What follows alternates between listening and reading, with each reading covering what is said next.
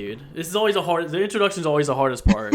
I hate this shit. Every single time I ever start an introduction, it is always dog ass. So I go with the fucking flow. I just go with the flow. yeah, I just fucking I like everything like a specific way sometimes, even though I'm not OCD or anything.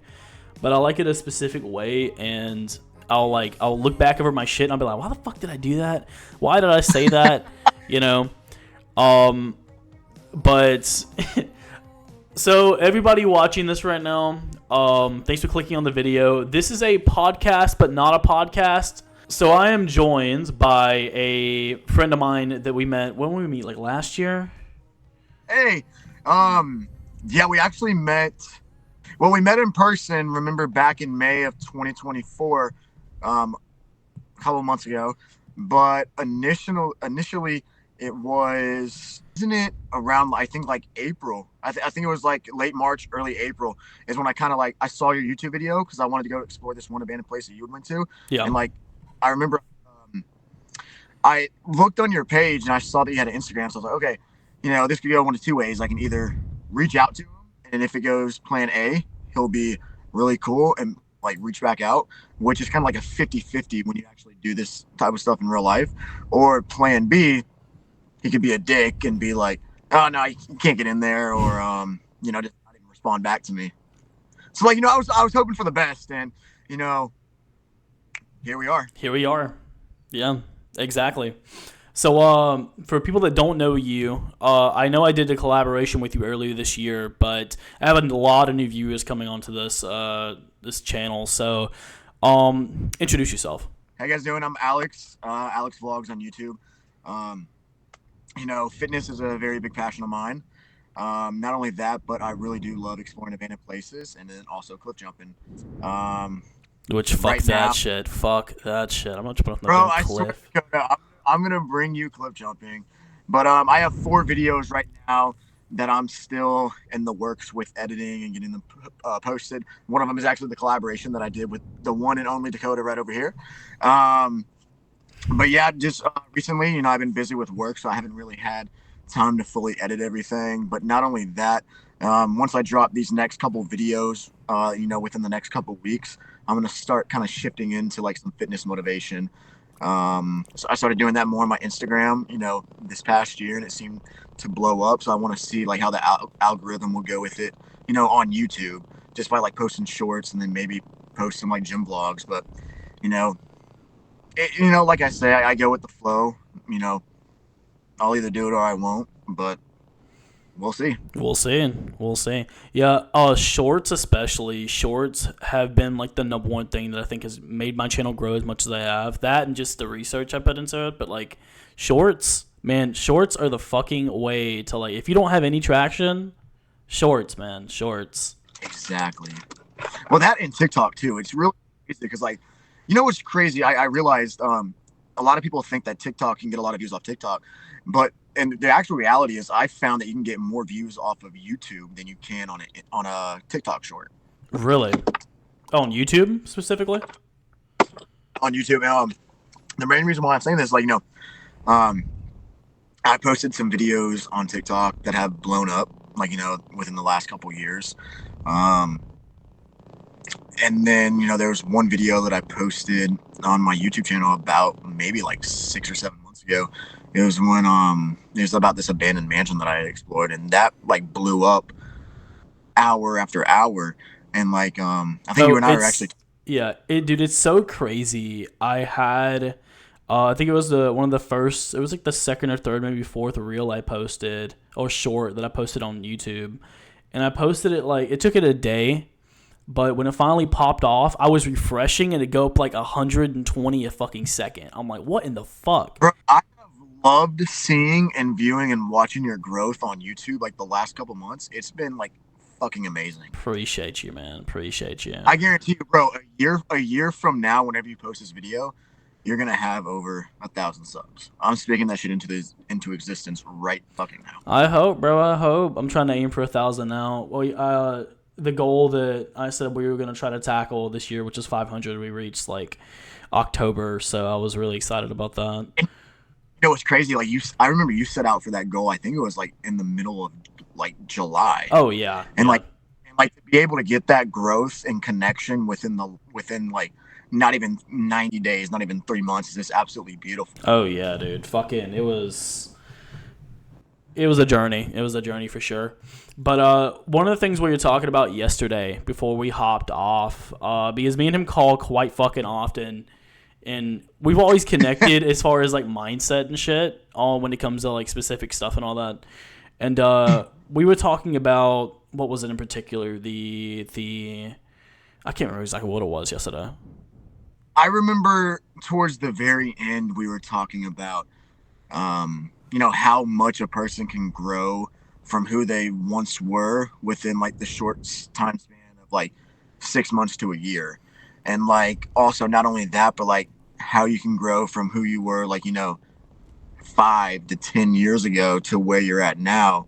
And like the people who you surrounded yourself with, um, that you thought you'd be with, forever as like friend group and friend wise, especially like through like school or whatever, going into adulthood now, you're just like, it's crazy to see that interchangeable like collaboration of here's where we started with everybody, here's where we're at now.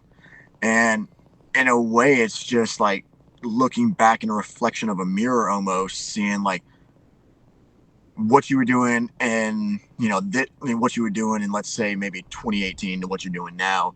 And it's just like, would you, if you ever had the chance, go back and have like a 5 minute conversation with yourself from like 5 6 years ago, would you do it? I don't think my dumb ass would have listened. I'll be so honest with you. Like if I would have heard the like, if I don't know, if I was looking at myself, right, I would have been like, "Damn, what happened to you?" And then I would have been like, "How are you still here?" You know. But like going through I think like we talked about, the struggles make us who we are. And Oh, 110%. I don't. I 110%. think if I would have changed things, it would have been so much worse off on me versus now because like now like what we were talking about especially was like we have this thing called grit. We can get grinded up, chewed up, and spit back out, and we still put ourselves back together over and over again. And I think that's really important because like especially when it comes to goal chasing, the biggest thing I feel like with goal chasing is just one, getting started, and two, you always hit those periods where you're like, fuck man, do I quit? This shit sucks. Do I quit? But then you go, everything in your body goes, no, I can't. I got this far, right? So you're probably the same way with working out, for example, and your management position and shit. So And what's so crazy? Uh, that has been my mindset. I want to say quite recently and frequently, like the last year. I I was talking to one of my friends at work. We all did this like Stairmaster challenge for 9/11 back in September. I remember like I did it and I finished it at like 27 minutes, where I went into it thinking I was gonna end it within like 50 minutes because like I don't do the Stairmaster like that. But I remember like my friend, her and I both did the challenge together. She's one of my best friends at work. She's absolutely amazing. She's a super sweetheart. Um, One of my closest friends I have at work. So I remember like I get done with the challenge, and you know, one of my old coworkers was just like, "Man, you did that really well. You did it really fast." And like one of my other friends was just like, "Damn, you crushed it." And like my friend who I did the challenge with goes, "He has that determination. The moment he sets his mind to do something, he does it, and he gets that shit done." And I think that's why like going into like with fitness, like I remember you know growing up I had like this really big alcohol problem. I had yeah. alcohol addiction Mm-hmm. from a very young age all the way to the time I was like 21. Finally, you know, I'm looking in the mirror one day and I'm not liking at all who I'm seeing, who I'm viewing, or like what I've become. Just like and I woke up like sober but hungover, I guess in a sense. Yeah. I did not like what I was looking at in the mirror. So I remember I was like, from that day, I quit alcohol just cold turkey. And then not only that, but like, I started working out consistently. And when I tell you, I started working out like 5, 6 days a week. I remember I'd wake up at like 8 o'clock in the morning. I would go to the local park and I would exercise there because this was before I got my gym membership. Mm-hmm. I would exercise there, and like I would have layers and layers of clothes on. I'd like walk 3 to 5 to 6 laps around the park. I would pick up benches and like lift them up like this. I would like fucking lift some weights. I would like have stashed over there from like that I had brought from my house or whatever because I was cool with the tennis players that worked there. They would let me keep it in the shed. Um, Not only that, like I would run up and down the stairs. Like I'd go to 20, like 10 to 20 laps. I go one, like without stopping. And finally, once I got my gym membership, I had like I wasn't like chubby or anything from like like I got this was a couple months later. I got all that alcohol shit out of my system. It just I loved the results I was seeing, and I was like, let's keep going. Oh no, when you start on that journey, it's like holy shit, dude. Like it's Beautiful. momentum. It's the art of momentum, dude. And you know what's so crazy?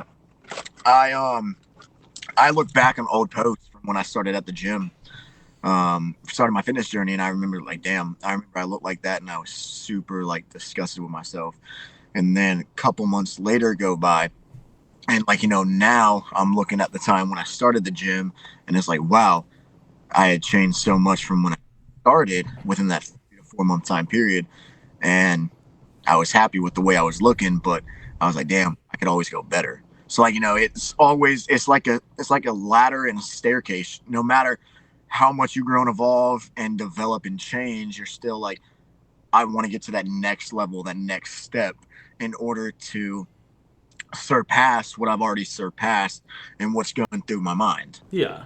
Like but when you first started out, for example, how did because you went from cold turkey straight into working out and like powering through that shit. The fucking burnout in the first like month or 2 months was probably horrendous. Dude, you know what's so weird that you say that? Like, I quit cigarettes cold turkey, and I quit alcohol cold turkey.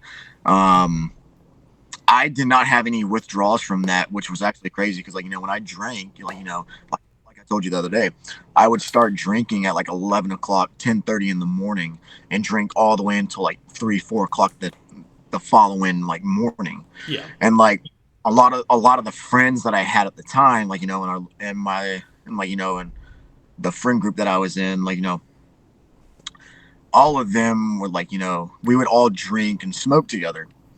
So once I stopped drinking, I would still see them. I would still see all of them like smoking and drinking, and it's so amazing how like it did not affect me, or like even when they would like peer pressure me to drink or to have a single sip. I love how like strong I was about it. Like, nah, I'm good.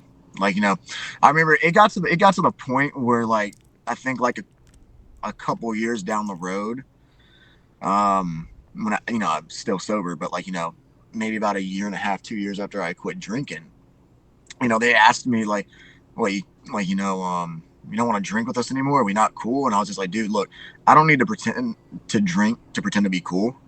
Like I've already been there, done that. Like dude, by the time I was fucking by the time I had turned 21, I had already been 21 for like 5 years because that's how much I was drinking.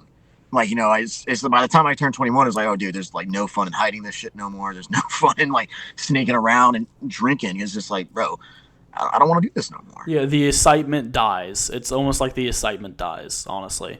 And a weird way of looking at it is, when like, so I started eating better off and on, and I tried to, it's so weird because for a while, the biggest thing is like, fast food and shit is the easiest outcome of everything, right? You don't have to cook, you don't have to prep, you don't have to do anything, you don't have to buy and like research all this stuff.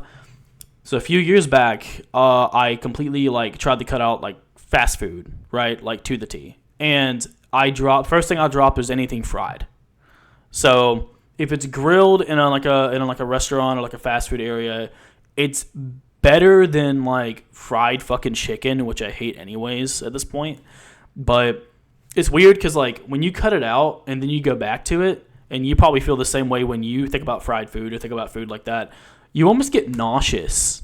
Like when you look and you go like, damn man, I used to do this, or I used to like this, and then I get nauseous personally. Like I'll look at fried food and go like, fuck that.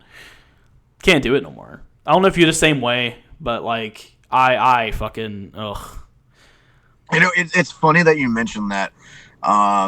That's me to a certain point. Yes. Going back to me drinking alcohol and everything. Mm-hmm. By the time that I quit, even now, I can't stand the smell of it. I can't stand the taste of it.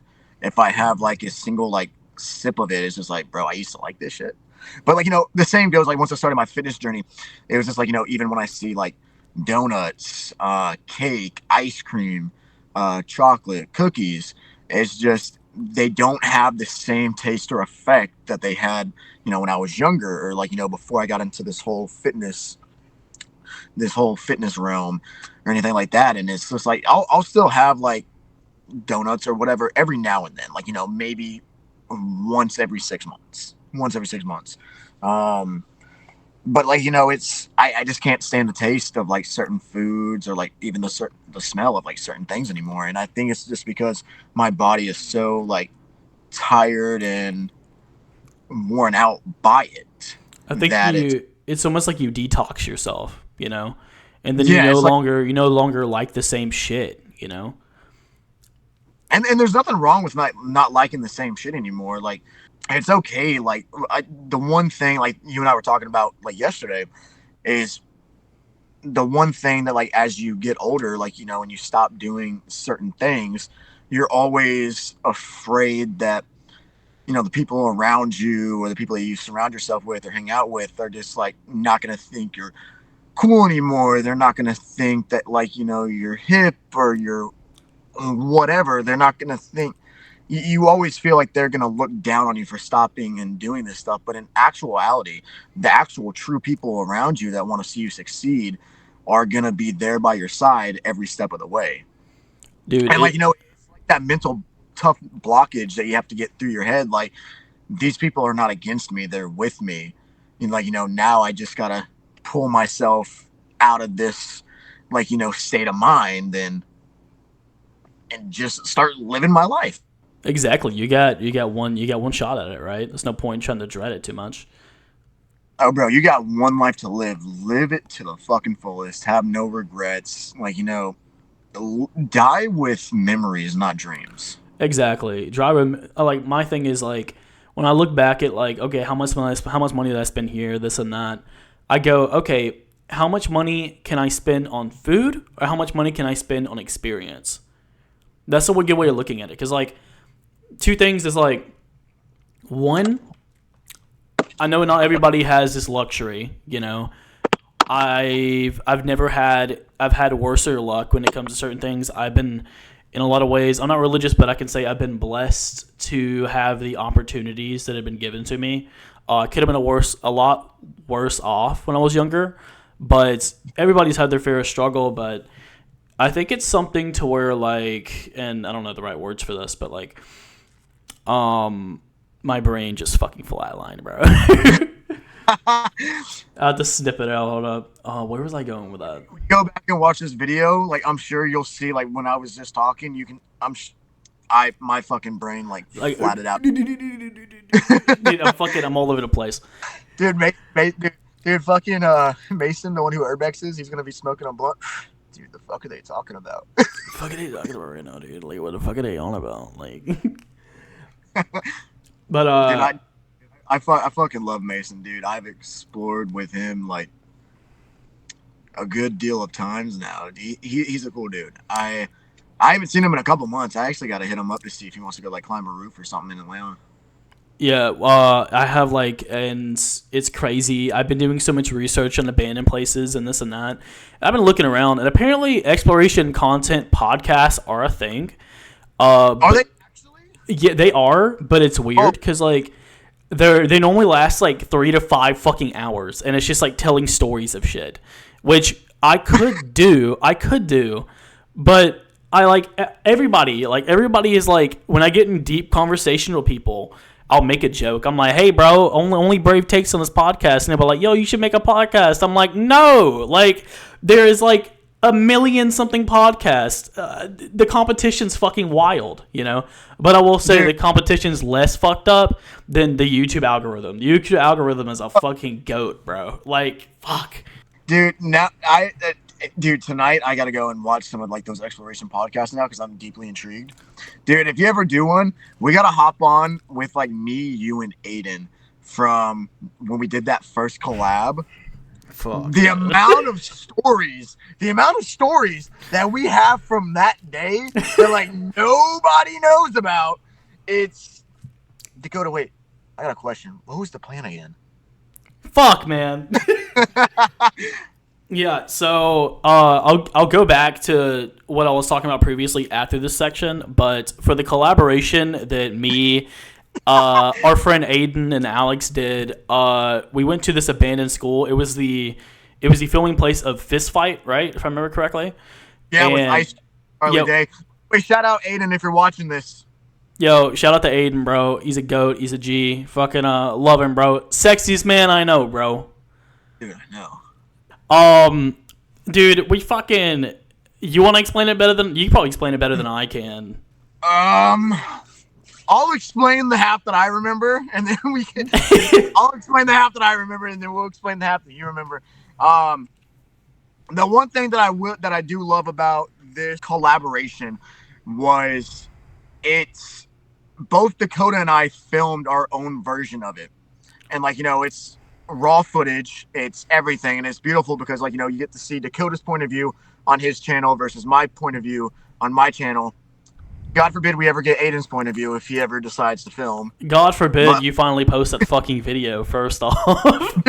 yeah, okay, okay. I don't know when this video that we're making right now, or I don't know when this podcast is gonna be uploaded or whatever, but right now it's December 22nd. Holy shit! We filmed our collaboration back in May. Almost 6 months ago, and I have still yet to upload the damn video. I stuck to my schedule, bro. I stuck to my schedule. Dude, Dakota stuck to his schedule. I at this point, it's like, bro, Alex, what the fuck are you doing? But even with your schedule, I know you're tired and you get planning this and that, but even if so, like, I see days where you're off, and I'm like, Alex, if I were you, I'd be fucking doing 2 birds, 1 stone, bro. Dude, I used to like sit down in my car and just like edit all day, and it was beautiful. But you were growing like a motherfucker. Like you were just. It was the one thing where I was like, yo, he's gonna do it. He's gonna cross the 1,000 subscriber threshold before I do, you know. But I think you had more than I had off the rip, though, you know. I think off the rip, by the time that you and I had like met through like texting off of Instagram, I think by that time I had about 320 subs. Yeah, you're now at like 900. That was in March, and then, like, you know, as of now I'm at like 914 subs, which is fucking insane. It's fucking like crazy. we went to this high school that's down in Atlanta. I don't know if Dakota is gonna beep that out or not, because, like, you know, people can't seem to fucking respect abandoned places. Anyway, we go down to this abandoned high school that's been abandoned for years, and it was the filming location for the 2017 Fist Fight movie with Charlie Day and Ice Cube. That was 2017. Was it that recent? Holy shit! Yeah, so like when the movie came out in 2017, but I think the movie was filmed in 2016. Oh, okay. But I remember, like, you know, the day, like it was a beautiful day. Dakota, like, you know, Dakota and I had been like chatting or whatever, like, you know, for about a week straight, and this is months after we had met, by the way. But I wake up and it's my day off, and what was it, me that called? No, you called me and was like, yo, I'm heading down to Atlanta. It's a Are 4 hour we? drive from South Georgia, and I'm like, hey, I'm going to Atlanta, people. Let's do it. You know, I All right, had let. I had one day off. I drove all the way up there, did this, and drove all the way back home. If shit hit the fan, my job's on the line. You know, Oh, dude, same like here, same here, same here that day too. And like, because like, remember, I had work the next fucking day. we if we were screwed, we're fucking done. You know, like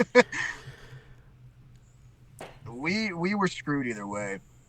So like, we meet up and like, um, dude, I remember all I remember like I'm just like, yeah, like, meet us here. Aiden was like, oh, I'm at work or I'm doing something right now. I'm helping a family member move some furniture or whatever. Um, so I remember we're just okay. We'll meet at this spot in a couple hours.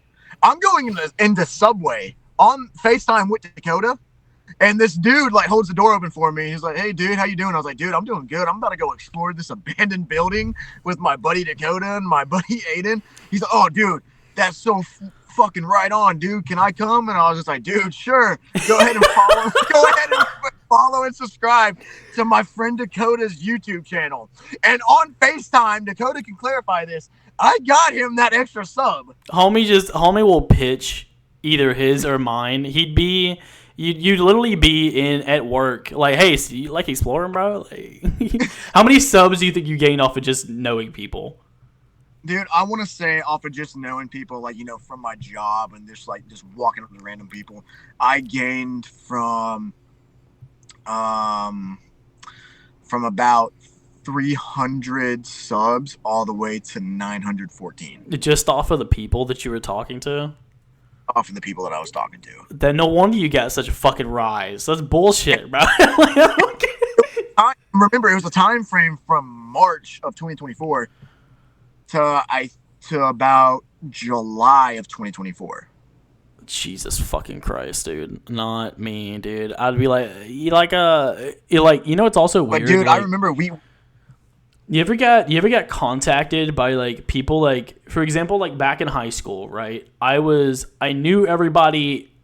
I was bouncing around everywhere. Never stayed in one like friend group really. I was always all over the place.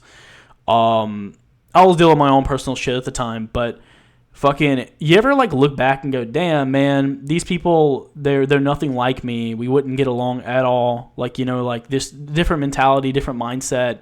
Like these people seem preppy. These people seem like completely just not anything like me. Like they're probably gonna hate me, dislike me, blah blah blah. It's so weird because now that I'm like actually like I'm starting to get like reach for like once, and it's super weird. Have you ever got hit up by someone that you like didn't even know but you knew back in high school, and then they go, "Yo, you want to go explore? You want to go travel somewhere?" Like, it's so weird. I've had there's one guy that I know from high school. Like I've known this goes all the way back to middle school. Uh, we were in the same special education class.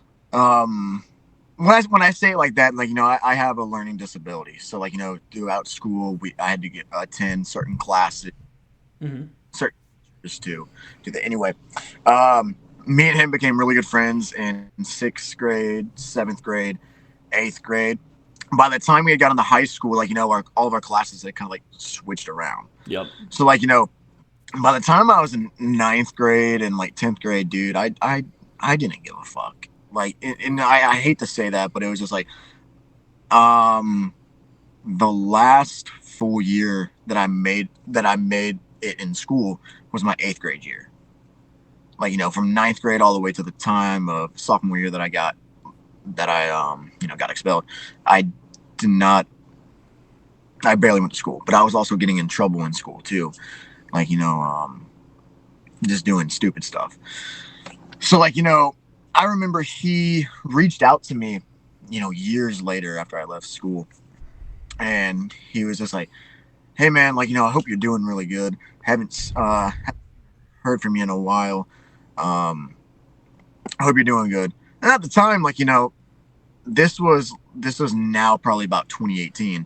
I was, dude, I was doing so much dumb shit. I was smoking and drinking every day that I was just like, oh, I don't want and I don't want to talk to this guy because like he's graduated and A I'm where I'm completely at. different place, almost. Yeah, It's like, I'm at a completely different place from where I was when I knew him to where I'm at now, and I just didn't want to talk to him. So like hey man, I'm doing good. Like and like I was brutally honest with him. I was like, yeah, dude, I'm doing this, but like I'm doing what I have to like just to get by, like working different jobs.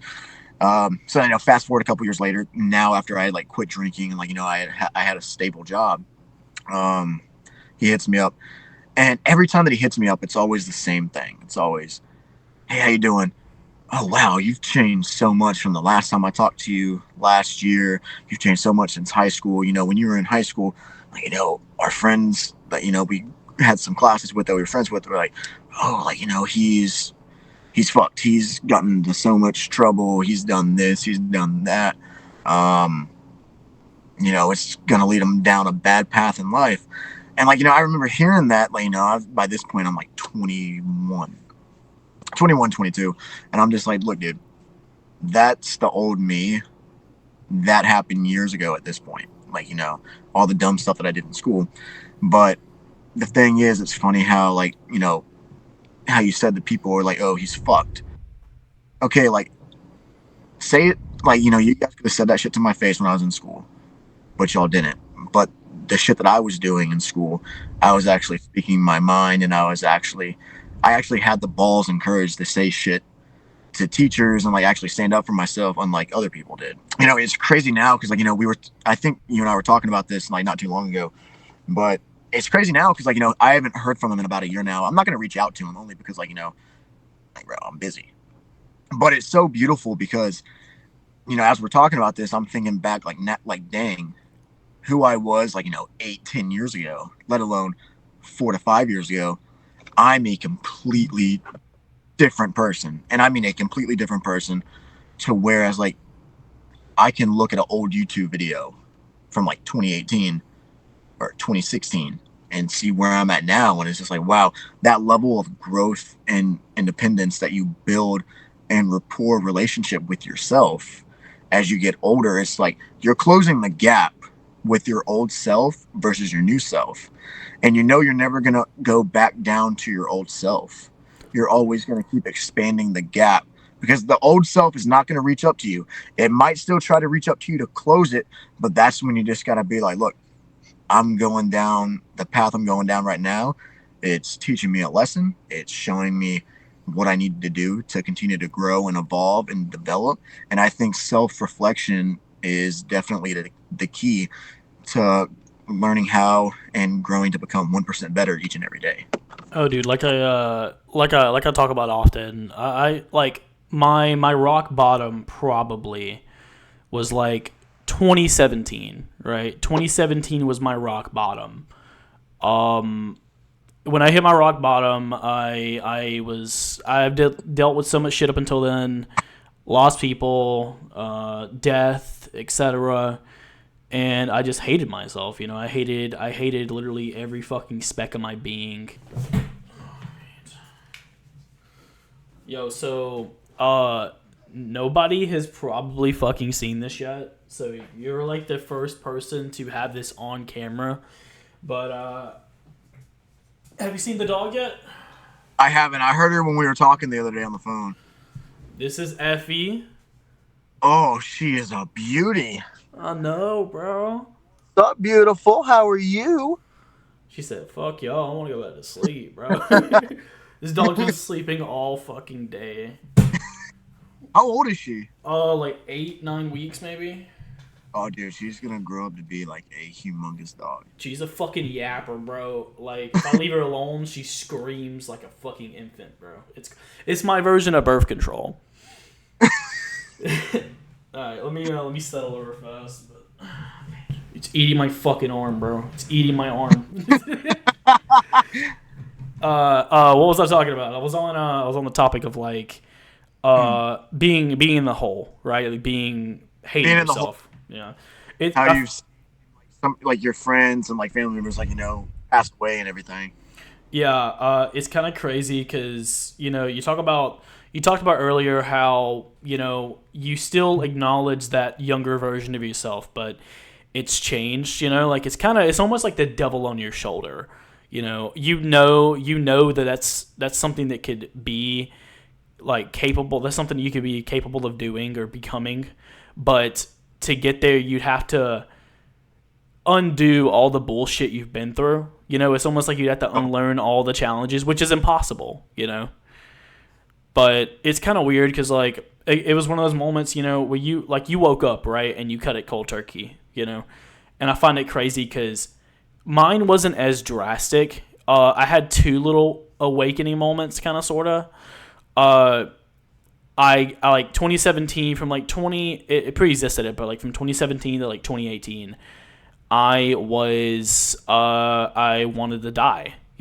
Like it was at the point where I hated who I was, and I just that was it. So I attempted, and I couldn't do it. So I for the next year or so I was kind of almost in like a limbo state. That feeling when you're just existing. Um, and I don't know what started it. I don't know. Oh, I do actually know what started it. Like 2016 and 2017, I was journaling. And I started writing down everything that I remembered. I think it started as a way for me to leave something behind, you know, as something to be remembered as. So I always had a passion for writing ever since when I was a kid. So I wrote it like a novel. And then I forgot all about it. I literally locked it up in a safe. I tossed that flash drive into a safe, and I just called it quits. And 2019 rolls around, and I'm looking around my little office space I got set up, and I'm like, damn, what the fuck is this old flash drive for? So I pick it up and I put it into my computer, and it pops up on my life, and I'm like, what the fuck? I'm like, this is so, like all the memories started flooding back in. I'm like, holy shit, I remember this thing.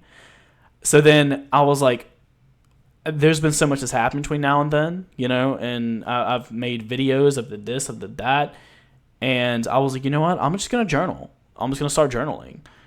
And from that moment on, it's so weird because it was almost like it's like I opened my eyes for the second time. And when I finally opened my eyes, it's so weird because you almost change instantly. It's like you have no other choice. It's like I was just like, I have to do it. It was like something just like, it's like you had a calling. mm-hmm. Like with travel, for example, that feeling you get when we're traveling or you're doing something, you're exploring a new area. It's very similar. It's like I woke up and I was like, holy shit, dude. Like this is one of the things I have to do. So I just started journaling, and I somehow made myself a routine, a simple routine.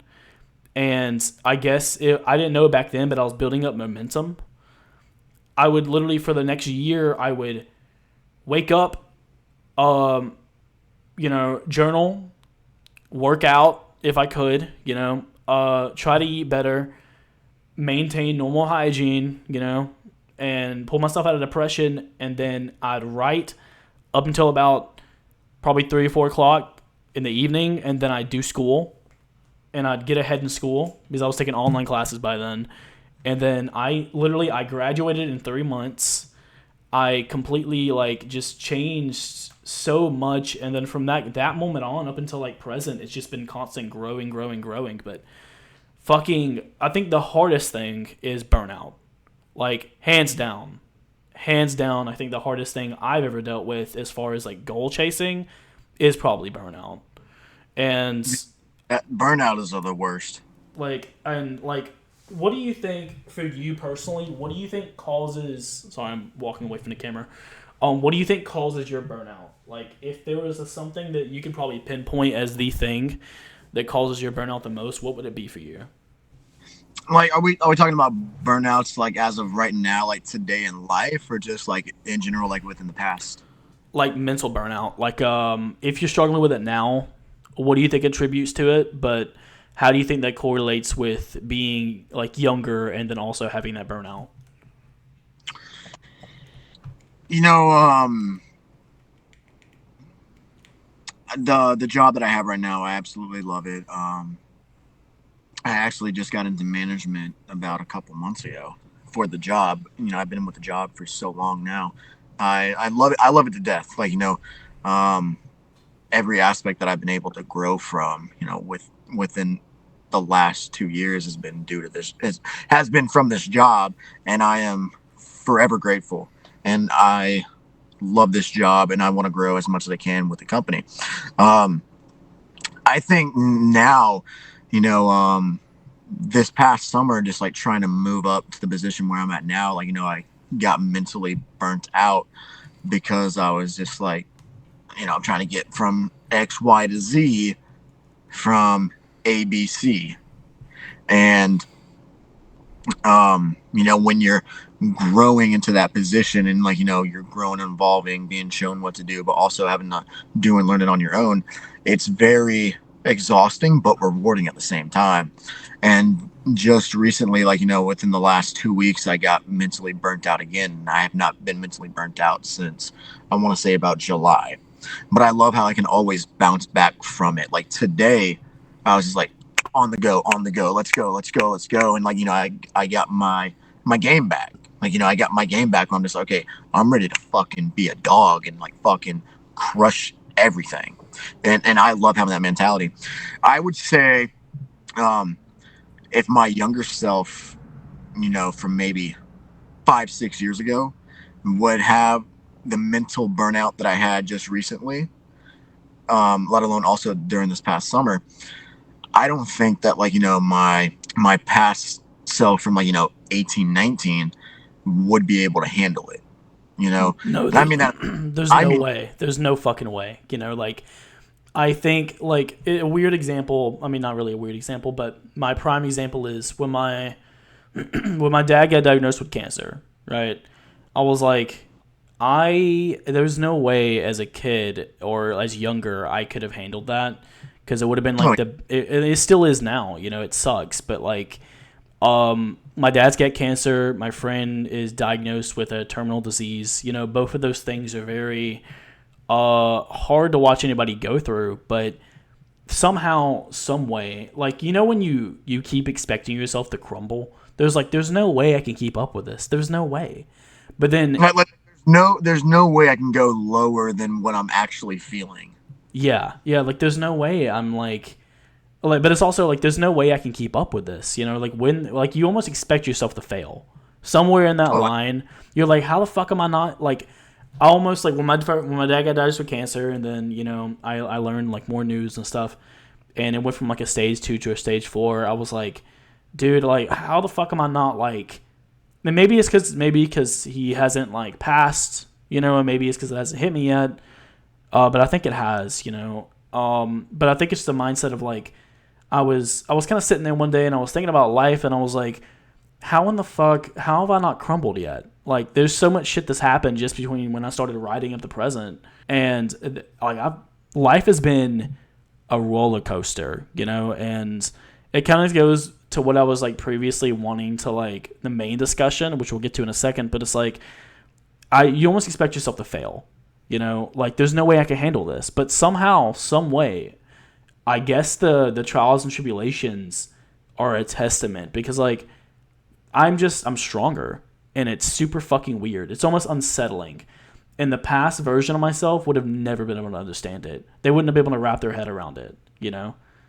You probably dude, feel the same way. bro, it's so crazy now that when you were speaking about not crumbling, um, like it's weird. One of my best friends who I knew for 17 years, he was a brother to me. God rest his soul. He's still a brother to me. I was just about to Uh, mention him. I was just about to mention him. I met him in the summer of 2007. The two of us were 7 years old. We were we were we were at this water park. First time we had ever met each other. Like you know, I was always doing my own little thing, even as a young kid. Going my own way. So I'm inside the pool. I'm inside the indoor part of the pool. I see him immediately. Hey, how are you? I'm Alex. We became sociable. You know, we became best friends at that moment. And I was just like, you want to go down the water slide outside? And this is completely off topic, but this is such a cute little memory that I have of him. Um, he was just like, well, I will next summer.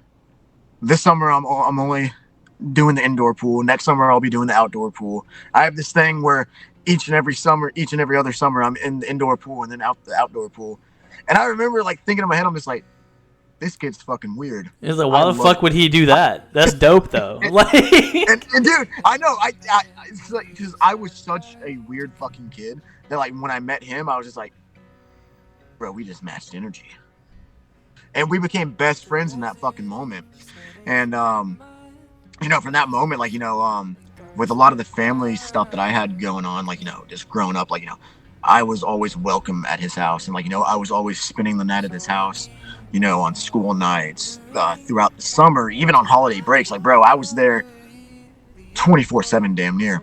And like it got it's to the point like his mom and his dad and his sister are like actually like another form of like parents and relatives to me. And like they all to this day still treat me as I'm like one of their own son. And like I'm his sister still treats me like I'm her brother. But he passed away back in May of 2023. No, sorry, not May. He passed away in February of 2023. mm-hmm. And it was really hard because like 6 days prior to before he passed away. Do you know what day it was? Actually, not to interrupt you. You know what day it was? February 26th. He passed away February 26th, and I remember roughly about 6 days before he passed away. Mm-hmm. Roughly 6 days before he passed away, me and him and our friend Tristan and like my ex at the time, and like we all went to this school bus graveyard, which is this huge abandoned school bus yard of abandoned school buses and like RVs and like buses and everything that you can fully explore. So I filmed a vlog that day, and it's so beautiful because the last day that me and him interacted with each other is all on film. And to me, it's just so beautiful. And like, I was editing it and I was texting him like for days after, like, yeah, this is going to be a great video. I can't wait for you to watch it. And like, he was one of my biggest supporters. He would watch every single one of my videos. So like, I remember when he passed away, I was so close to like posting the video, but, I remember it hit me hard. And I remember I had cried I was at work when I found out that he passed away. It was like, I was at work at like 8 o'clock in the morning, and, his mom and sister called me, and they're just like, hey, I didn't answer at first, but they were like, hey, call, it's an emergency. So I was just like, oh fuck, something happened. But automatically in my mind, I was just like, did something happen to him? Like, did he pass away? Because they were like, it's urgent, call. And by the way that they would text, I was just like, okay, something bad happened. So like, his mom and sister are crying on the phone. They're telling me like everything that happened. Like, he had a seizure in his sleep. And I cried like a little baby. Like, I broke down crying probably for about 30-40 minutes. And then after that to now, I haven't cried about it since. And I feel like it's because like, I experienced like another one of my close friends passing away when I was 15. And like, at 15, you're supposed to be used to like, relatives in your family passing away, but you're not supposed to be used to like, people like, your friends your own age passing away. And I feel like when I was at a very young age, like, 15, when one of my friends passed away, it was so scarring because like, it's something that you never would have expected. And then it leads down to like now where I think like, oh, I feel like since I'm not crying about it, like I must be like messed up or something in the head. But it's just like, I feel like that's just the way that I process my emotions is like, I'll cry about something and then I won't cry about it anymore because it's just like, what is it accomplishing if I do? Like in the word, I'm my own worst enemy when it comes to like holding in my thoughts and my emotions, and that's not healthy to do. No. And like, his mom and sister, I don't even know if they're ever gonna see this video, but if they ever do, like, if you guys do, don't hate me for saying this. Like, don't be mad at me or nothing. But it's just like, I get that we all get busy in life, but I remember, like, I would call them, text them, and they'd call and text me back, and then we talked for a while, and then they would, like, out of the blue, stop for, like, a month or 2 months. So, like, during the time frame that they were doing that, I was going through a lot of stuff, and I was like trying to overcome some challenges, and I realized I was just like, this was around the time that I had met Aiden. So I was just like, if they keep doing this, I'm not sure I want to continue to, like, keep them in my life. You know more about what I'm about to say with, like, who they hang out with, yada yada yada. Yeah. And how I feel like, sides have been chosen or whatever. But it's just now, like, they call and text me. Like, I started sharing the same energy back in May to them. Like, not reaching out to them, not nothing. After a month or whatever, they started texting me. They started calling me, trying to get a hold of me. And since then, I have not answered. And, like, I don't care if I sound like a dick for that, but it's just like, I have moved on from them. But not only that, I have moved on as a person from who I was when I was doing that, but also I'm trying to grow into this next person that I'm becoming. And I want them to remember me for who I was in that moment, and not to know, like, what my next step is, what my next plan is, like, what I'm doing in my life. Yeah, the only person you're actually trying to impress is yourself, at the end of the day. It's kind of weird because I was listening to another... Sorry for going all philosophical like that, bro. I have I'm a yapper. Oh, dude, I'm a yapper too. It's kind of weird.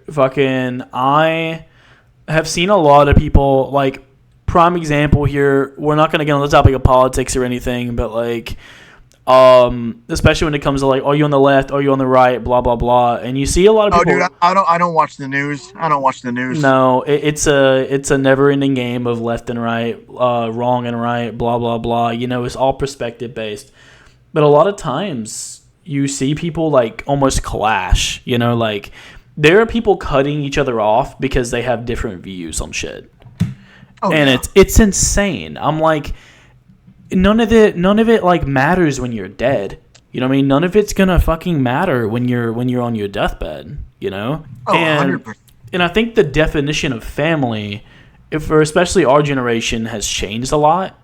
Like, I know the previous generations, like our parents, they dealt with similar bullshit and struggles. Different struggles, but still different. Still similar as far as, like, struggles in general, especially with parents. But I think ever since the internet has came about, especially the easy access to being able to communicate with people and find people that have a interconnected mindset that's a lot like yours. And you don't want to get yourself into an echo chamber, of course, but it's good to be able to have more, like, how hard it would be if there was no internet to not only do what we do, but also just have, which I'm so grateful we were born in this generation, because I couldn't see myself doing anything else.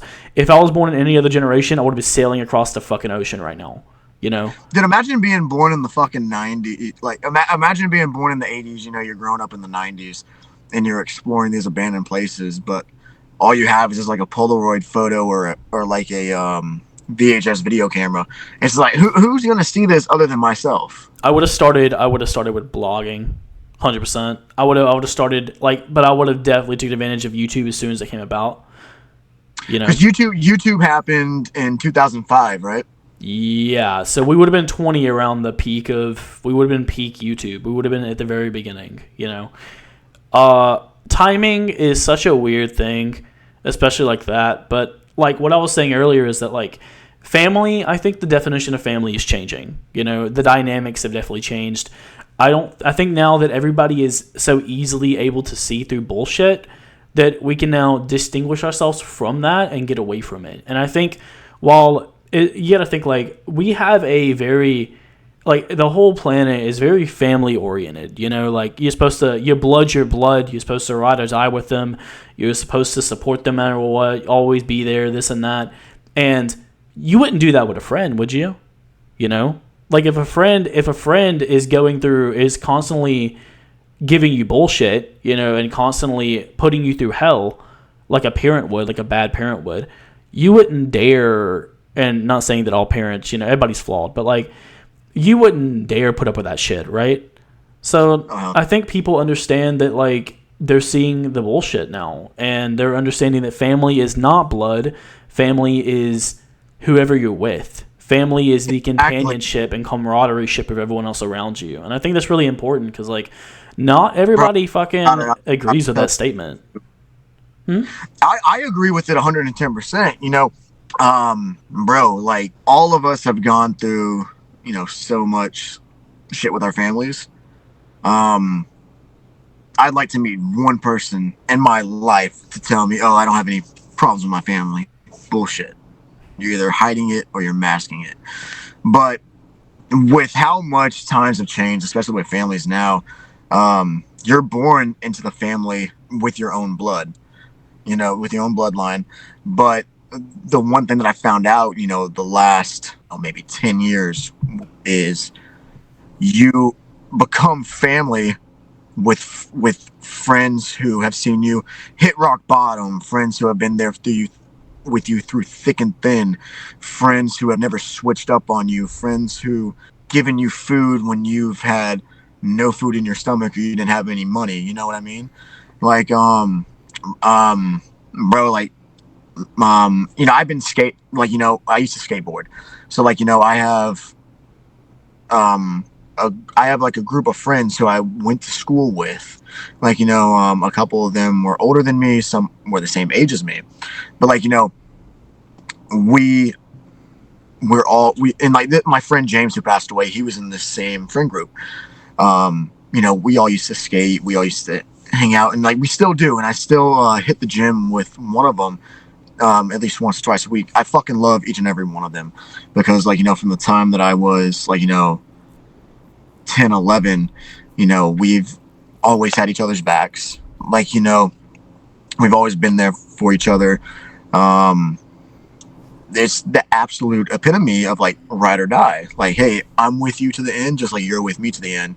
And it's so beautiful how, like, even though like there's some of them that I haven't seen now within like maybe almost two years, maybe 3 now, but like, you know, I still text and keep in contact with them. And like, you know, whenever we call or text or get together, it's just like the love is still there, the brotherhood, the bond, everything is still there. It's like nothing ever like missed or skipped a beat. And it's so beautiful because those guys have become so much more of a family to me than my own family, like, you know, while I was growing up. And it's just, it's beautiful because a lot of people unfortunately don't get the opportunity to have something like that. But when you find something like that, you want to keep it. And like, you know, I've had other friend groups where, like, you know, I've like been in similar situations, like, you know, where we became a family because of certain things. But after bullshit, you know, you have to disperse from them. You know what I mean? Yeah, absolutely. And luckily with the first group I was just telling you about, you know, we're all still brothers to this day. Fucking love each and every one of them. They're the absolute best. Like, you know, they showed me what true brotherhood and what a true bond is. Like, bro, I remember when I didn't have, like, before I got my car, I was walking everywhere. I remember, like, they would drive me home. I remember, you know, I remember when I didn't have food in my stomach, like, to go out to eat with them, when they would invite me, I'd be like, oh, I don't have any money. They would pay for a meal. Like, they would be like, I didn't ask you if you had money. And like, it's beautiful because I always return the favor back to them. Like, you know, if we were going to the gas station and I was going in to buy a drink, I'd be like, okay, like, you know, I'll be right back. I come back and they'd be, oh, you didn't have to do that. I was like, bro, I don't care if I had to do it or not. I like returning the favor. You know what I mean? Oh yeah, dude. And you know that's just the way that, like, you know, my grandma had taught me, like, return the favor always. And it's beautiful because, like, you know, when you return the favor, favors get returned back to you. Yeah, absolutely. And I'm not really a believer in karma, for example, but I think people, like, it's like there's so many ways of interpreting so many things, right? Like, religion, for example, I'm agnostic. No surprise there. I'm just kind of like, it is what it is. I'm here. And having a certain viewpoint on something or having a disagreement on something does not make you a bad person.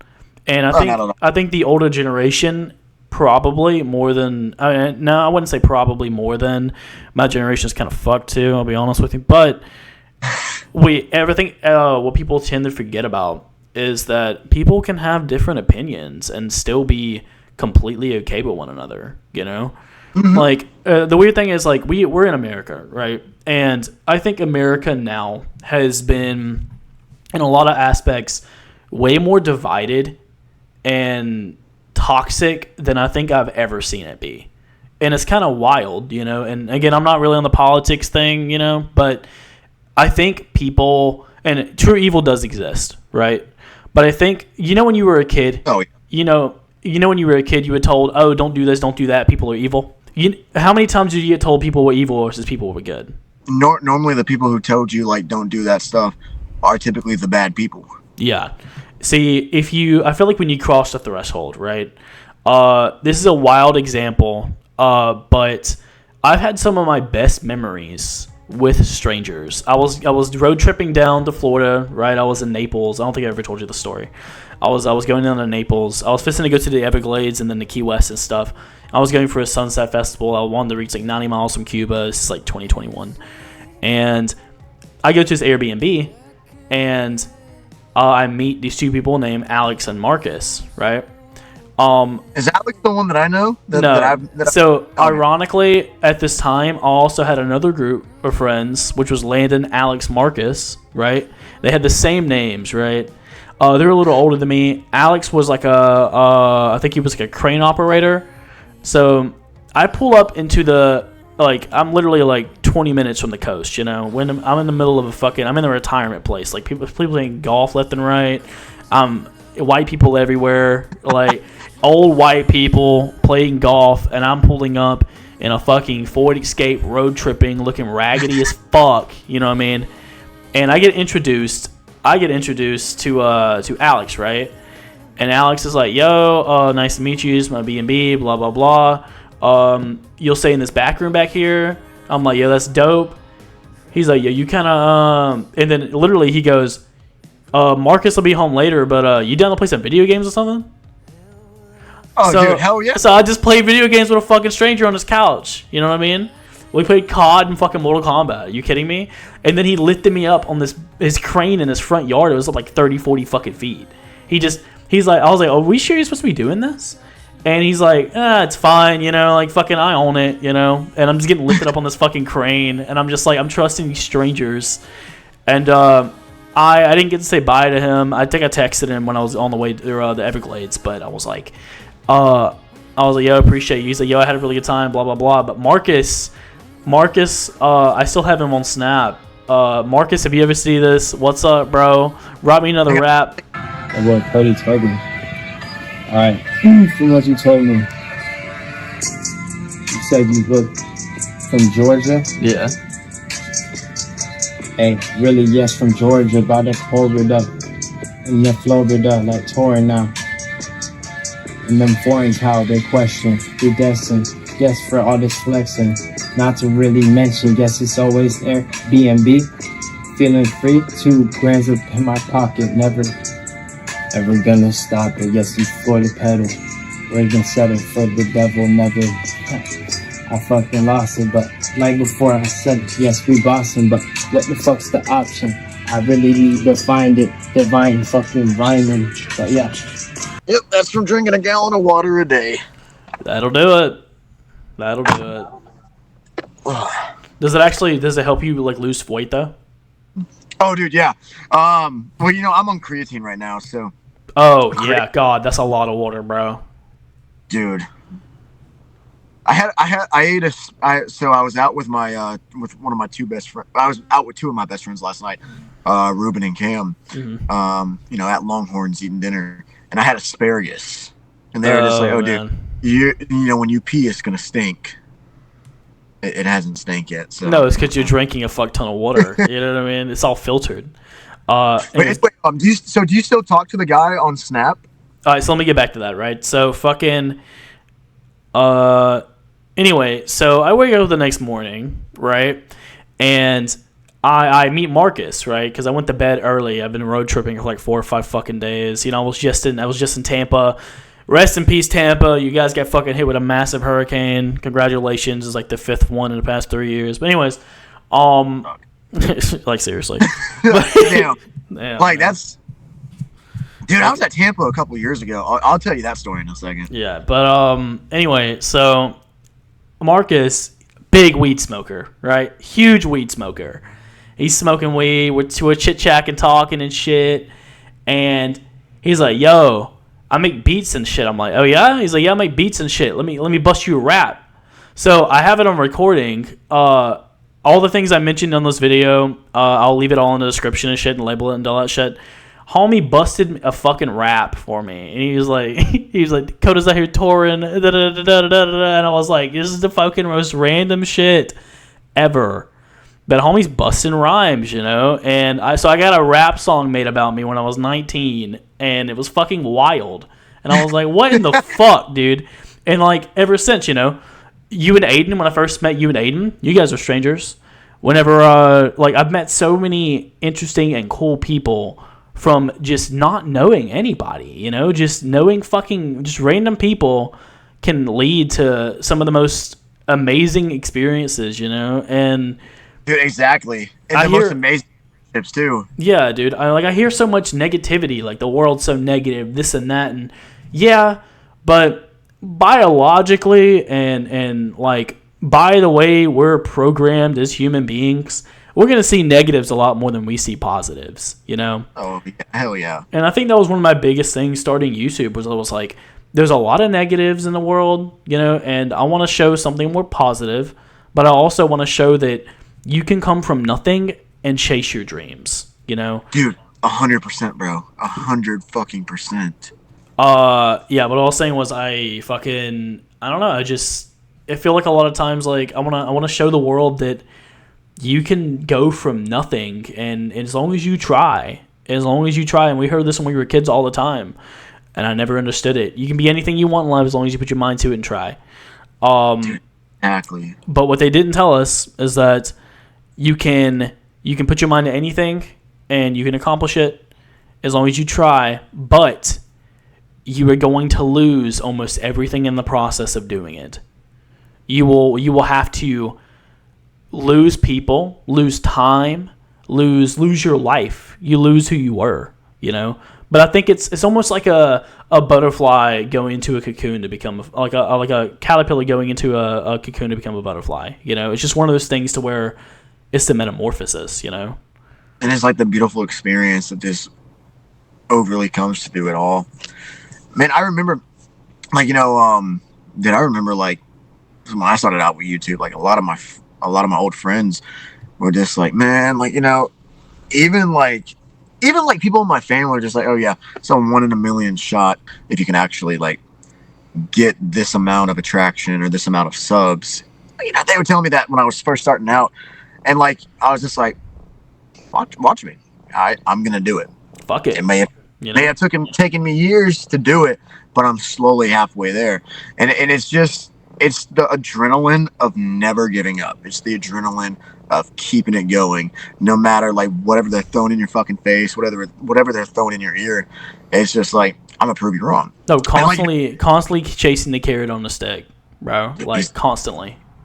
And like, you know what's crazy? Like, the first time that I met Aiden, you know, he would come into my job, and I was okay. This guy looks cool. So like, you know, I was just like, let me try to talk to him to see if he wants to subscribe to my YouTube channel, but like also just like, because I've been saying like, hey, and like waving at him for like about 2 weeks now, and he just comes in like, scans in, and like walks away like, bro, you not fucking see me waving at you? Waving at you? I love Aiden though. He's such a great guy. He's a great dude. He's a great young man. He's so nice. He's so nice, and he's so fucking. He's tall. He's good looking, and he's kind. And I'm like, dude, what in the fuck, dude? No. And like, bro, I remember I go over to him. Eventually, I just walk up to him and I'm just like, hey, we struck up a conversation. And I was like, "Yeah, dude, I do YouTube. Like, do you like to explore abandoned places?" He was just like, I think he said, he was like, I've never gone, but I watch videos and like I would love to. I was like, "Oh, dude, I explore it all on my YouTube channel." So then, like, that moment I got him to subscribe to my channel, but also I was like, "Dude, I'm planning on going and exploring this abandoned nightclub within the next couple of days on my off day. Do you want to come?" So boom, right then and there, I got his number. We ended up, meeting up, and we went and we filmed the video, and it's actually one that's on my channel. But I think Aiden ended up doing like maybe 3 or 4 other videos with me like after that, and then he was also in one that was the collab that you and I both did too. Mm-hmm. But it's just like it's so fun having Aiden. Like when you go and film with him, bro, I love it because like he does not give a fuck, dude. It's just like it's funny. He was like, "So if we get caught, what do we do?" And I'm just like, "Aiden, bro, if we get caught," I told him this. I told this to him the very first time that we went exploring. I'm like, "Dude, if we get caught, you run, you hide. I'll, Yeah, I'll take the blame. Yeah. yeah." Luckily, that hasn't happened. Knock on wood, it never does. But We came close, bro. bro, we came close with the school though. We still got to talk about it. We were talking about that earlier, but we got sidetracked. But Gotta loop back around here, like. dude, I remember me and Aiden were we explored the abandoned nightclub, and it was fucking raining the day that it did too, and it's flooding inside there, and you can see it all on the video, all in like the video and everything. We went to this abandoned gymnasium, and we heard like, I don't know if there was homeless people or not in there, but we heard noises coming from upstairs. Fuck that. But that. and like we had explored the whole circumference of the whole building. I think we were there for about 40-ish minutes. And then it had been about that time frame since we had heard that last noise too. So we make our way, we're playing basketball in there, throwing the basketball, everything. We go up on one section that's another floor that goes upstairs. All of this is in my video too. We see books in there, like in the upstairs. We see like shit in there. Like somebody took a dump in there. Homie dropped that dookie. we see books and hammocks and clothes in there. So it's like, okay, somebody's probably like living here. So we go downstairs and we make our way up to the other part, which is now like across the building. We go over there, and this is now the part of the upstairs that we heard the noise at when we first got in there. Mm-hmm. We get in there, dude, there's fucking mattresses all over the place, food, there's jewelry, there's all this down the third, and we see the hole that was looking into the pool room to where like we were at when we first heard the noise. So me and Aiden are just like, "Oh, dude, there's definitely like squatters up here." And like I was reviewing the footage like when I was editing it, and right when you hear the noise, I just kind of like shined a light on the wall where the hole is, and it looks like you can almost see somebody's like head or like the shadow of a head just like poke away. So like to this day, me and Aiden don't know if there's like a homeless person or a squatter in there or whatever, but it's that never-ending theory that's so weird. And then I remember we go to this abandoned movie theater. There's no cops in sight. We're walking up to the front freaking door, and it's all on footage too, all in my video. Yeah. We're walking up to the front door. A cop appears from behind us out of nowhere. "Yeah, you can't go in there." So me and Aiden said, "Oh, we're just passing through, just taking photos." "Okay, you can't go in there." I was like, "Okay." Sounds good to me. Yeah. We started walking down the parking lot, and the cop just drives off. Does not give a fuck. So Aiden is just like, "Yeah, we should go back to the car. We should leave." Like, dude, we drove almost an hour over here. We're getting in. Yeah. And we walked around the circumference of the building. The back door's wide fucking open. So dude, the back door is wide open. I'm just like, "Aiden, thinking what I'm thinking? Shit, man, let's do it." And like, dude, we go in there, and bro, I swear this is all on video too. Everything that I'm saying is on footage. We explored the whole building. We kept hearing noises in there. Now there was one part where we went upstairs, and then we came back downstairs and went through one of the hallways, and it was just like this blast of cold air just like blew straight through us. So me and Aiden just goes, dude, that's probably like some spiritual stuff right there. And I'm just like, what? That's just a draft, bro. Like, it's just a draft. Yeah. Like, but dude, me and Aiden go and like we're exploring the bathroom like right before we're leaving, and bro, I'll send you the video. I'll send you the video footage later if you do want to end up putting it in as I'm speaking about this right now. But like, bro, yeah. we're in the bathroom, and we hear like noises and footsteps, and like all of a sudden, I jump into like the big stall, and Aiden is just froze like this. I'm like, bro, hide. Yeah. So then, like, nothing comes. So we walk out. We walk out, right? We walk into the hallway. Nobody's there. And then we start hearing noises coming from down the hallway on this side. We hear stuff coming from upstairs. And me and Aiden are just like, shit. So like, we thought the cops were in there, like, looking for us. Which obviously, if the cops are in there, they're going to obviously introduce themselves. Like, for all we knew, we didn't know what the hell it was. Could have been a squatter. It could have been a ghost, dude. We don't know. Me and Aiden booked it out of there, bro. We booked it out. Finally, we get back to the room that we came in through. And Aiden is just like, okay, so what are we doing? And I was like, Aiden, dude, I'm going to go out the door first. You hide on the side of the curtain on the wall like this. I'll go out first to see if, because like the way we were going out of the door, the way it was propped open, you couldn't see if there was like cop cars and nothing outside. So I was like, just wait for me. And it's so funny. You can see it in the video too. Me and Aiden, I'm walking out I'm coming out like this, and I walk out, and then Aiden is just like, just like slowly scooting out. And like luckily like, there's no cops waiting for us or whatever. It was like, dude, they completely disappeared. So like, we got back, we got on the car, and like just drove home. But another funny one, dude, tell you what, before you jump to that tangent, me and Alex, different Alex, back in 2023, we're in Milledgeville, right? Same place I took Aiden to later on. So we're at the asylum, and we first enter and shit, and we hear like footsteps, right? So I'm like, what in the fuck is that noise? So we hide, right? And I caught. Was this when I FaceTimed you too? No, different time, way later on. Oh, that was with Aiden.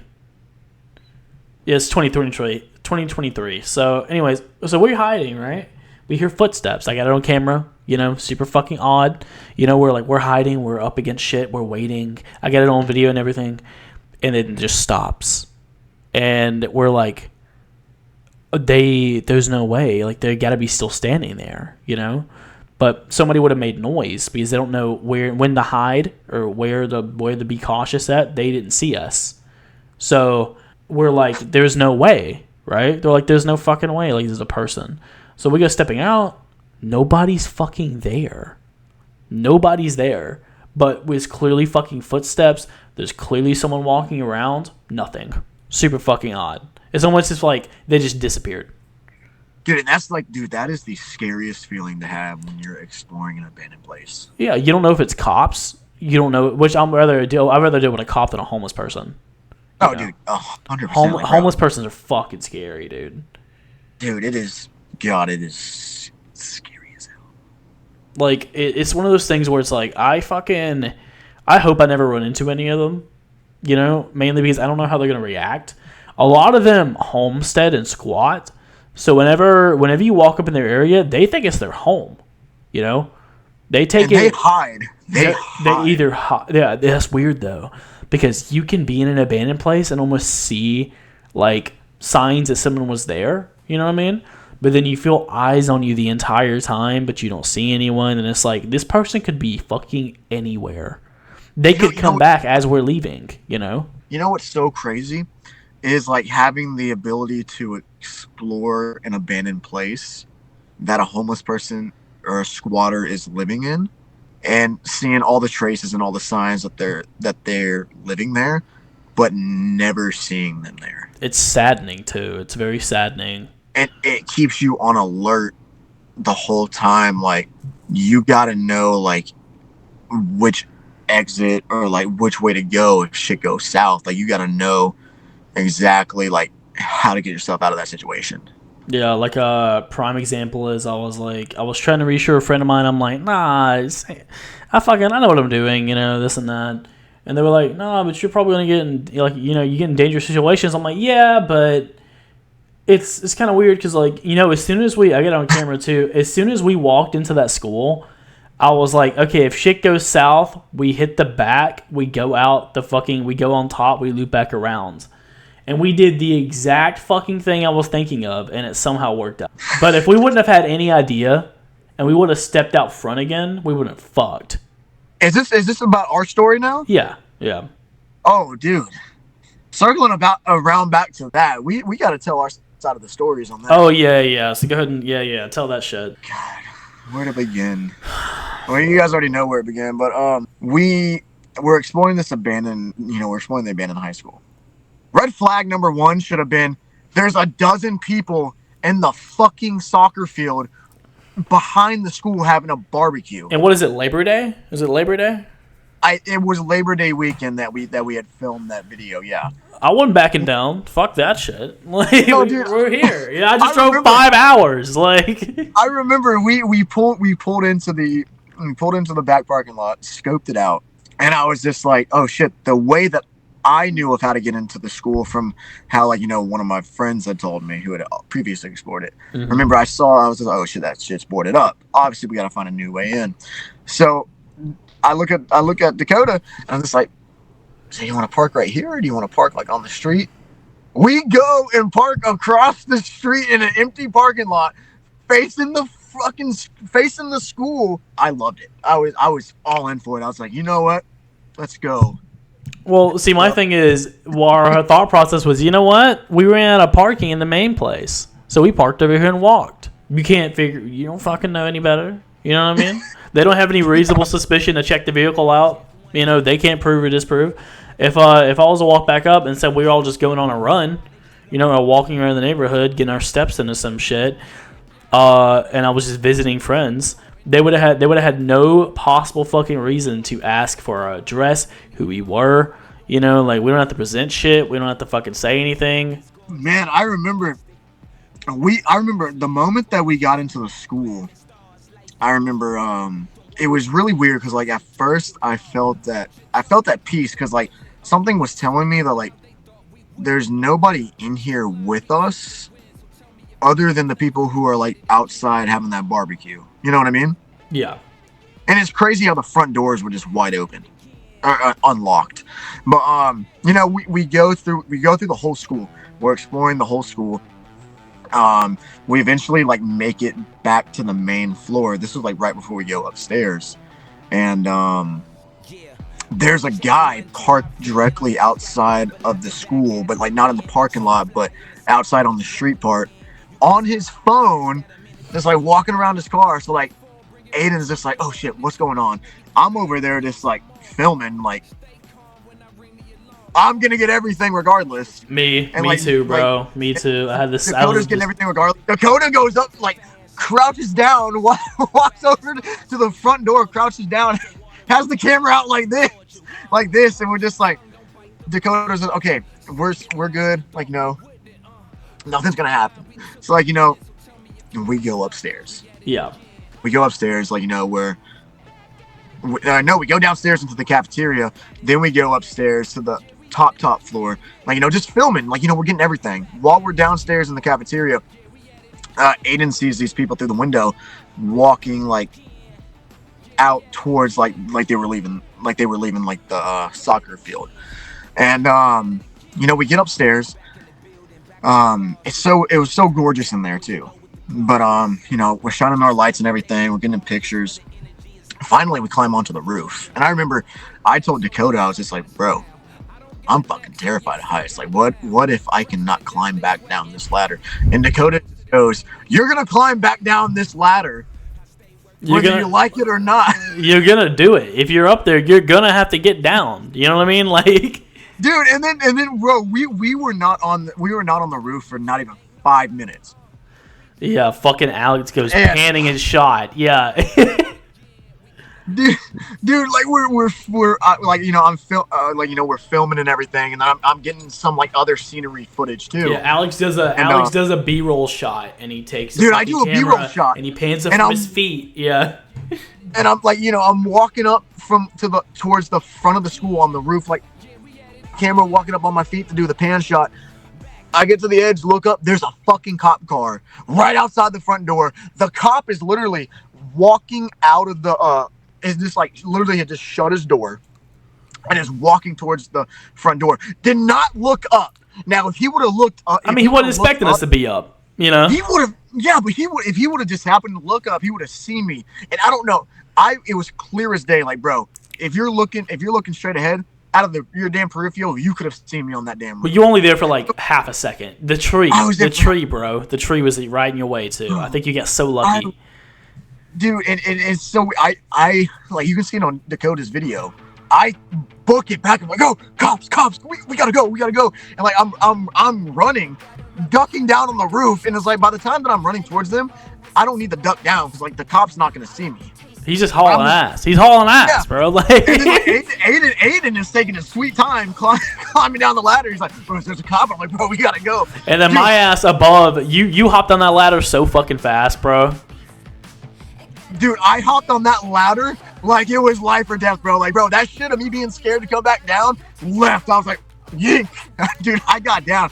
And then my ass is over here like, yo, all right, hit the trees. Find a window, hit the trees. You know, don't go front exit. Make sure to watch your fuck. Like, I was like, I had it here, bro. I had it here. Like, I had it all in my head. And then, like, bro, it's so funny because, like, the way that I'm about to reference this next part is, Dakota, you've seen The Breakfast Club, right? Yeah.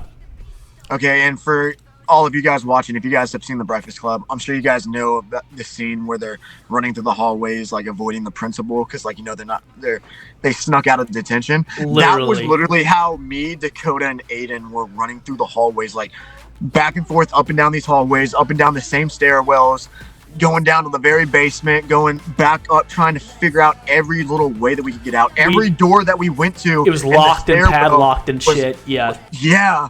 And then, like, dude, finally, we get to there's a way where the front door is. Yeah. And there's a stairwell that we had to get to in order to go down to the basement. I forgot about this part. Where the cafeteria was. Yeah. And, like, literally, the front door is right here. Right over here is the hallway where the stairwell is. We come downstairs on the stairwell. We're all looking. The cop is nowhere to be seen at the front door or nothing. He was probably down at the front steps or still by his car. Don't know. Luckily, we were able to counter maneuver our way down that hallway, get down to the cafeteria, and we're looking, and finally we can see a full image of him. Bro, he's has his trunk open, and he's getting some shit out of his trunk. We don't know what it was. So, like, finally, like, probably a flashlight or something for all we know. Like, bro, Dakota was like staying calm as hell, just like finding a way out. Aiden's like, Aiden wasn't freaking out. Aiden was good, dude. Aiden was fine. Aiden was just like, fuck it, dude. This is like the 6th time I'm doing this. I'm good. I'm just over here just like filming because I want to get everything. Yeah. And then and I look over and I'm like, yo, all right, get in here, window, let's go. You know. Dude, we find a window that's open and like we finally fucking climb out the window. Yeah. So you guys start climbing out, and I just turn around and I just calmly shut the door behind us.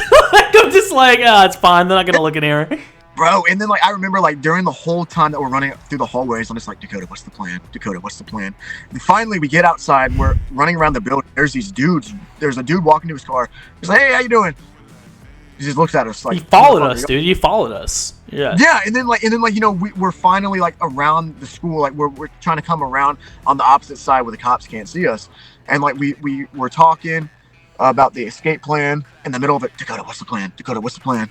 I'm like, Alex, I've done told you the plan before. I told you to plan during. I told you to plan as we were getting off the roof, and then I told you to plan as we were jumping out the window. and then we hear somebody come up behind us. So like the dude is just creeping around like this, and like Dakota just goes, hey, and I'm like, hey, what's up, bro? and Aiden's just like, and then like the dude just like walks away. So then, And like, then I'm like, yo, hop the fence, bro. Like, finally, I do. We're like, hop the fence, hop this barbed wired fence. We finally hop the fence. I want to point out how fucking like I was waiting on you guys to get over the fence, and I was like, well, let's go, bro, let's fucking go. And if you can look at you remember the footage? I was watching you guys like try to get over this fence, like trying to find the best way. And as soon as y'all hopped over, I just scurried up the fucking tree. Like I monkey climbed the tree. Dude, for me, it was like, bro, there was poison ivy on the fence. Fuck that poison ivy. I gotta go, bro. But bro, I finally found it. There's this one tree that had a branch leaning over the barbed wire. I was like, okay, fuck it, I can get over that shit. I'm struggling to get over it because like I'm in the heat of the moment. I'm just like, fuck. Finally, we all get over. We all run like at least like a mile through the damn woods, stepping on snakes. Fucking snakes. Dude, with snakes. And like I think it was either Dakota. It was either you or Aiden that like almost ran directly in front of a snake. Aiden, but I remember, yeah. Bro. I remember we because I think I was on the top of the hill trying to scout. So yeah, like bro. Finally, I remember you take off your hoodie. Oh my god, dude! Your GoPro. You hop the fence. You run across the street. You get into where your car is, and then, bro, you just like, bro, we're trying to call you to figure out what's going on. Cause like, bro, you're over there for like almost 8 fucking minutes. We don't know what's going on. Finally, Dakota, like before Dakota hopped the fence, he's like, Alex, the moment that you see me turn out of this parking lot, just haul ass. Hop the fence and run. Yeah, haul ass. The moment I saw Dakota turn his car on and start backing out, fuck that. I'm hopping over the damn fence. And I was already like way on the other side of the sidewalk, like just running down to his fucking car before he's even like pulling out. And then Aiden is just behind us, just like slowly jogging, like it's not a big deal. Finally, like, you know, we get into the car. Some other shit happened. We had to go back and find Dakota's camera.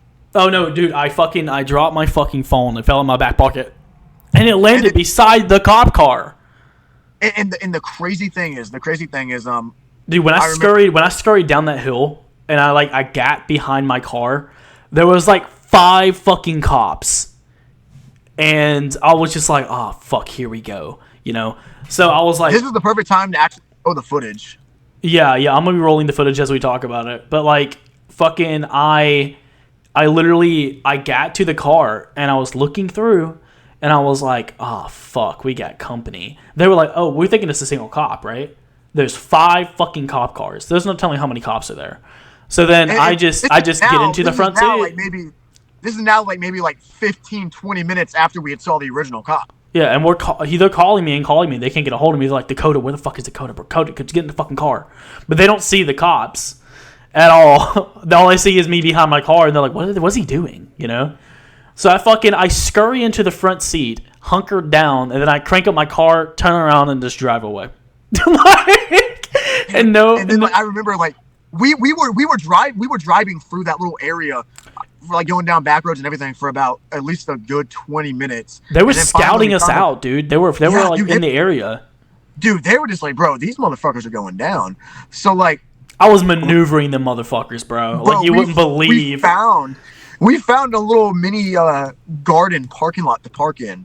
I'm like, damn, bro, I got car issues. Like, so like me and you told at first it was like you were like, okay, I'm gonna go and retrieve what we left over there, and then he was just like, I was just like, bro, if you don't come back, what the fuck are we supposed to do? And then finally I told Dakota, I was just like, bro, look, I'm going with you. Bless you, by the way. But I was just like, bro, I'm going with you. That way I know that you're going to be safe. And I was just like, we agreed on Aiden watching the car. So we go, like, you and I take our hoodies off and everything to, like, blend in. We get all the way down there. And then by the time that we're coming around, like, the street that we had just drove off from, the cop is now circling the little parking space that you were had your car just parked at. Mm-hmm. And I remember like the cop did not, instead of the cop, driving or staying parked there, he drove away, leading you to run, get the thing, and get run and get your camera. You got it. We took off running, and then boom, we on the way back to the car, Aiden, I'm sorry we pranked you like this, but we were just like, bro, let's scare the fuck out of Aiden. Be like, bro, start the car. They're coming. They're honest. They're honest, Aiden. They're honest.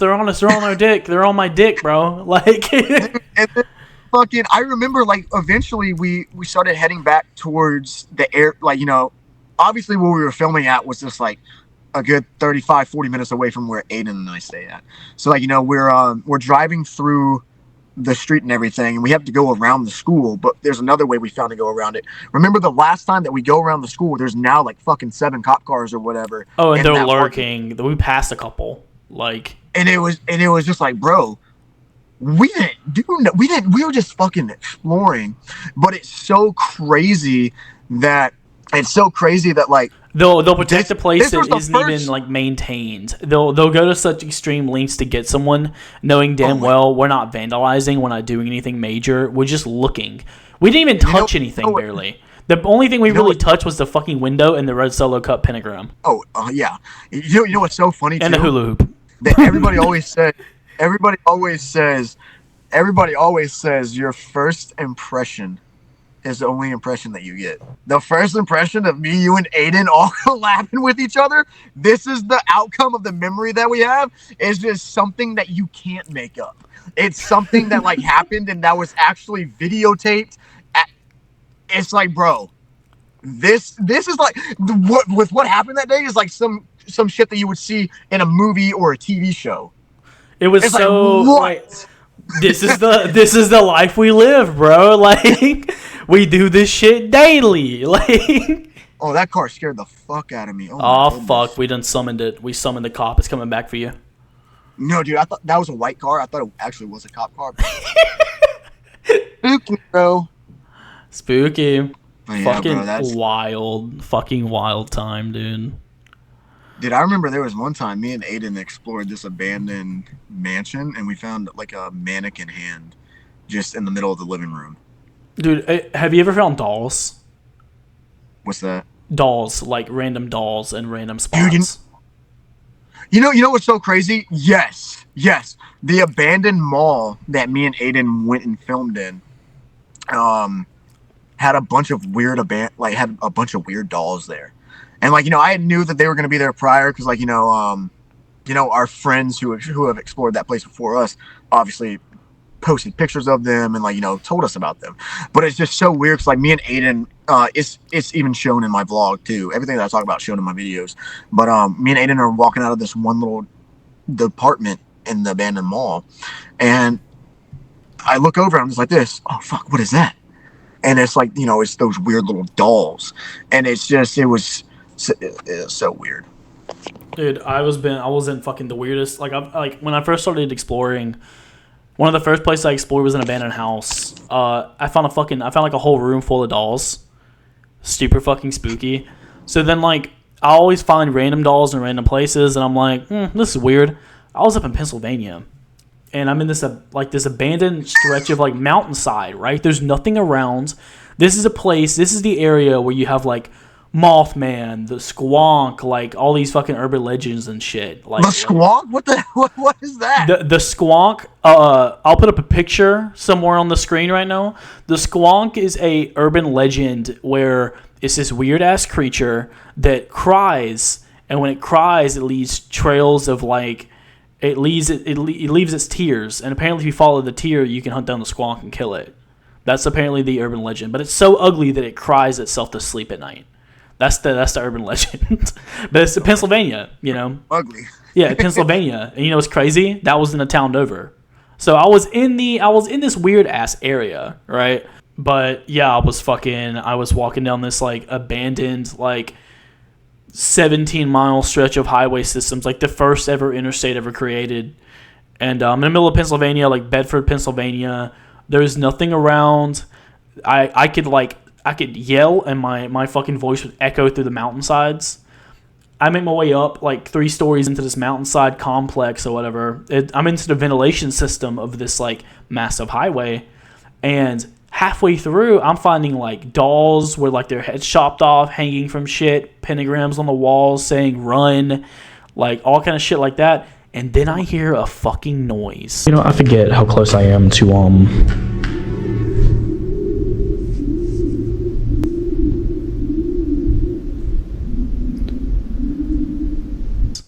and it's like, and it's like it's in the other side of the fucking, like the other side of whatever the fuck I'm in, and it's complete darkness. I can't see anything. All I hear is that noise, and I stop dead in my tracks, and I'm like, all right, it's either a bird, it's a thing I don't want to see, or it's a bear, you know? So my ass is like, stop dead in my tracks, and I'm like, well, I'm fucking here. So I just keep walking.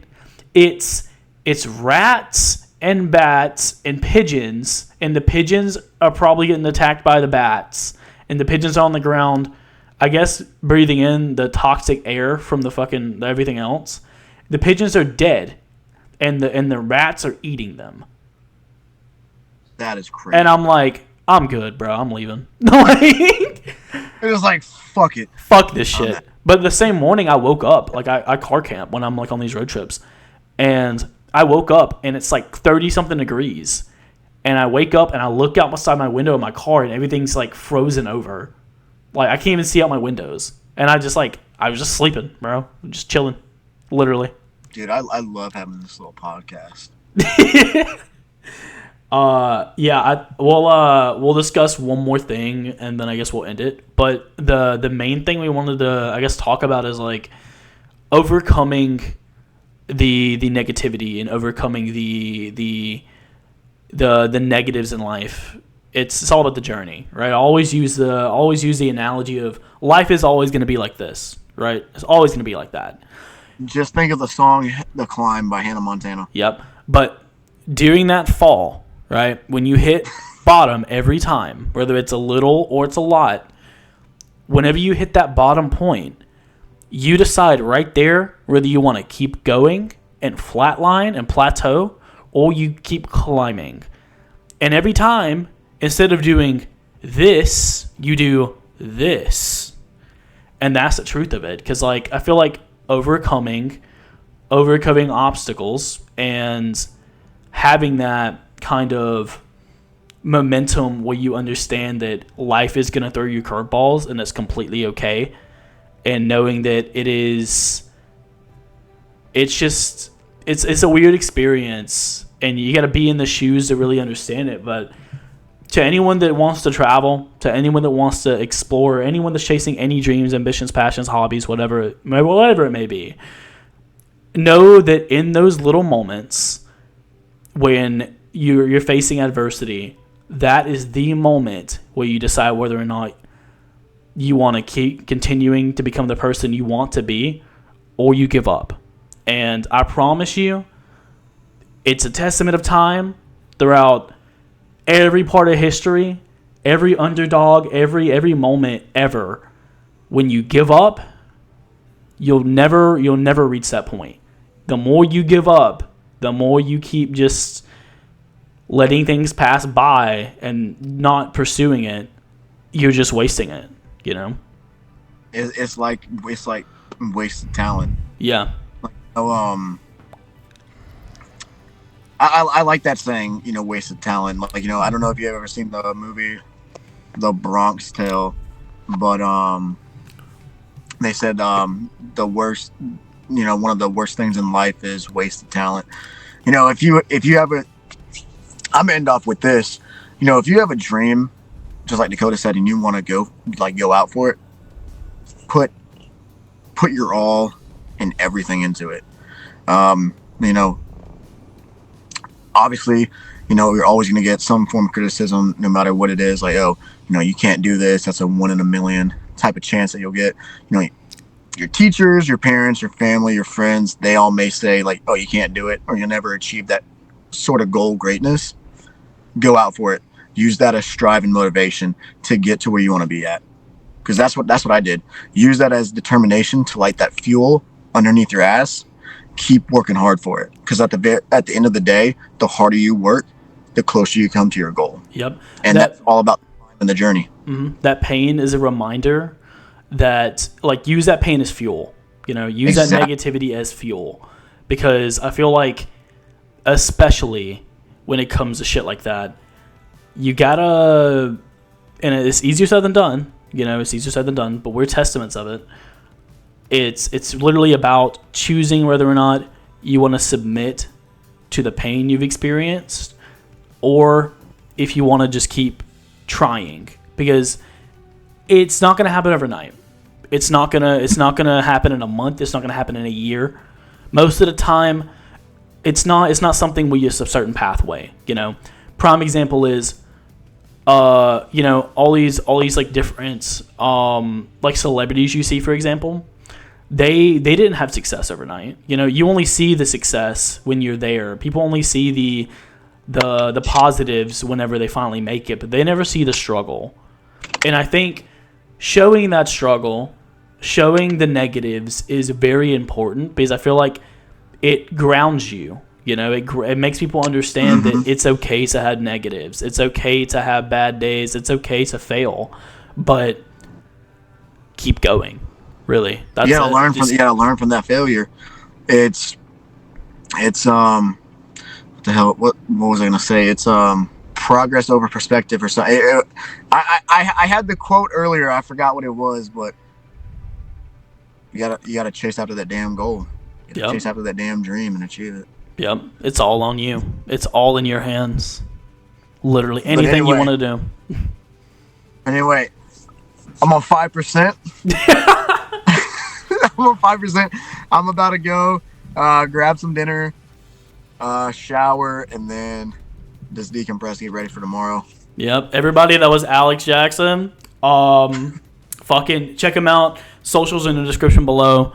Awesome dude, humble dude. If you're in the Atlanta area and if you ever want to travel or anything of the sort, hit him up. I'm sure he's down to travel. Again, if you want advice over working out, or you just want anything of the sort, he's probably your go-to dude for that. Like I said, hit us up if you guys are feeling anything of the sort, just like struggles in life and all that, and just know you're not alone, and just know that you can accomplish your dreams. So again, thanks for things will get better too.